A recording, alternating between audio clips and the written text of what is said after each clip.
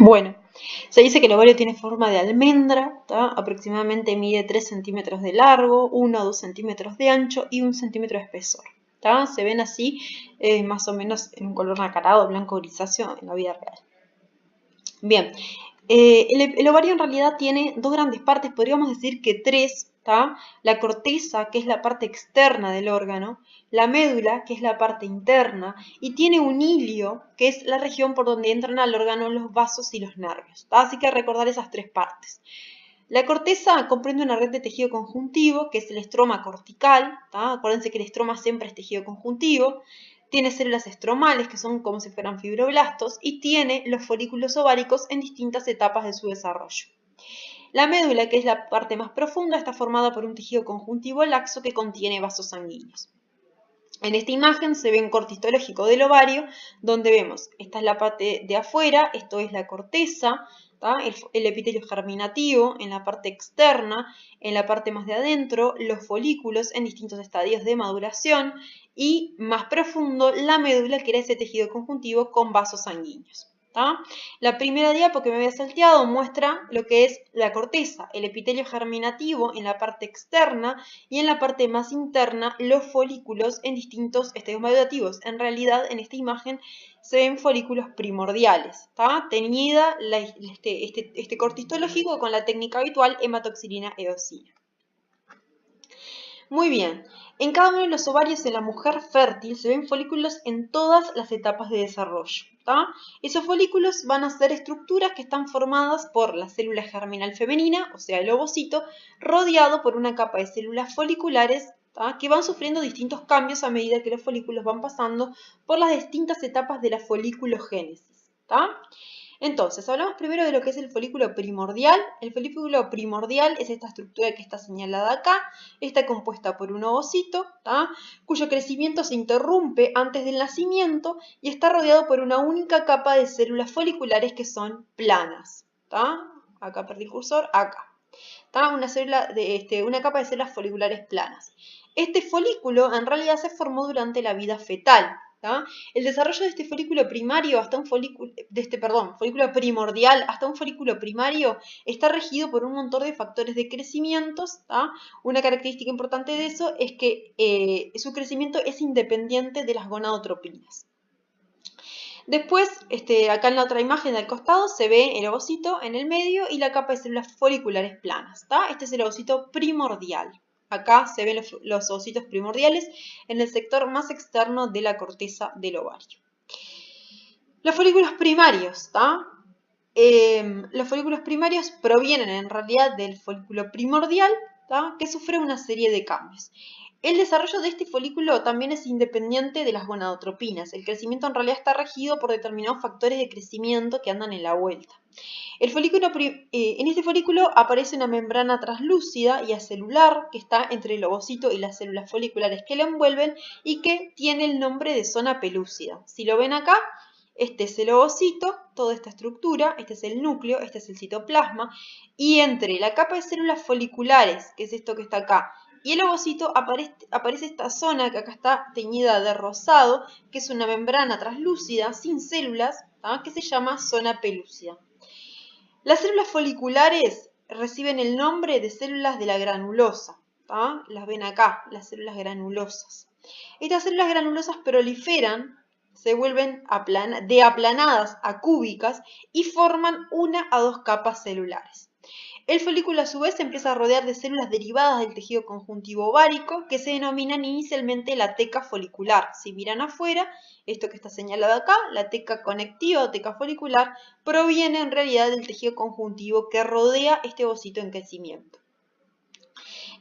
Más tarde, esta teca, en siguientes estadios de desarrollo, se va a diferenciar en 2 capas, una teca interna, muy vascularizada y glandular, y una teca externa, que es parecida al tejido conjuntivo que lo rodea. ¿Qué pasa? Poco antes de la pubertad, el organismo va a iniciar la secreción de las gonadotropinas hipofisarias y, por lo tanto, conforme va creciendo el folículo, empieza a tener acción la FSH sobre las células de la capa granulosa. Estas células empiezan a expresar receptores de membrana para la hormona folículo estimulante. y al ser estimuladas por esta hormona, por la FSH, estas células empiezan a sintetizar los estrógenos. Acá tenemos un folículo secundario. Como aspecto importante que caracteriza a este folículo es la presencia de una cavidad que se llama el antro, que es una cavidad llena de líquido que se denomina líquido folicular. El aumento del tamaño del folículo se debe sobre todo a la proliferación de las capas de la granulosa. Si ustedes miran, en realidad pasa a tener una cantidad de capas celulares que no tenía antes. Esta proliferación celular se debe al estímulo que hay de las hormonas hipofisarias sobre los folículos secundarios. A su vez, todo este estímulo hormonal dependiente de la hipófisis genera que el ovario empieza a producir grandes cantidades de hormonas esteroideas. Las células de la teca interna, porque dijimos que la teca, que se formaba a partir del tejido conjuntivo de alrededor, en este estadio madurativo de folículo secundario se divide en una capa externa o teca externa y en una capa interna o teca interna. Las células de la teca interna poseen receptores para la hormona luteinizante, para la LH, y van produciendo andrógenos que atraviesan la capa de granulosa hasta llegar a las células de la granulosa. La FSH en las células de la capa granulosa inicia o induce la síntesis de una enzima que se llama aromatasa, que se encarga de convertir los andrógenos, o sea, las hormonas sexuales masculinas que producen las células de la teca interna, en estrógenos o estradiol, o sea, a partir de hormona sexual masculina obtener hormonas sexuales femeninas. Y por último tenemos el folículo maduro, folículo terciario o folículo de De Graaf, que es más grande que el folículo secundario. El antro folicular también es una cavidad más grande. El ovocito se localiza en un montículo de células que se denomina el cúmulo ovígero, que es este cumulito que tiene acá. Este es el folículo que se ovula durante el proceso de ovulación al recibir estímulo de las gonadotropinas, sobre todo de la hormona luteinizante. Este líquido folicular ubicado dentro de la cavidad antral contiene varias cosas importantes. Contiene proteínas similares a las que se encuentran en el plasma sanguíneo, enzimas, hormonas y tiene proteoglicanos también. Muy bien, al final de la fase folicular o proliferativa, más o menos a nivel del 13º día del ciclo menstrual, el cúmulo ófero del folículo preovulatorio desarrolla una apertura o estigma, se empieza a romper, o sea, tiene como si fuera una rotura, y se estimula el proceso de ovulación. El ovocito pasa a llamarse óvulo y es competente para someterse a la fecundación o fertilización. El óvulo viaja por las trompas de falopio, como habíamos visto antes, para finalmente ser, si se fecunda se va a implantar a nivel de la cavidad uterina y si no se va a desechar durante la menstruación.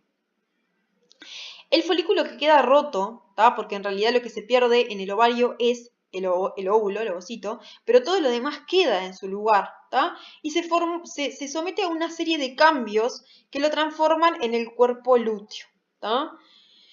Este grupo celular lo que hace es mantener el endometrio uterino, o sea, las capas del endometrio uterino, evita justamente que las capas se descamen, mantiene el endometrio uterino a través de la secreción de grandes cantidades de progesterona y pequeñas cantidades de estrógeno. O sea que básicamente se encargaría de mantener la mucosa uterina para el caso de que haya ovulación y fecundación, el cigoto se puede implantar a nivel de la cavidad uterina. Ahora, si el embarazo se mantiene, después más adelante el cuerpo amarillo involuciona, pasa a formar el cuerpo blanco, cuerpo albicans, y la placenta va a ser el órgano que va a tomar la capacidad de la síntesis de hormonas. O sea que mientras no hay placenta, tenemos el cuerpo amarillo para hacer eso.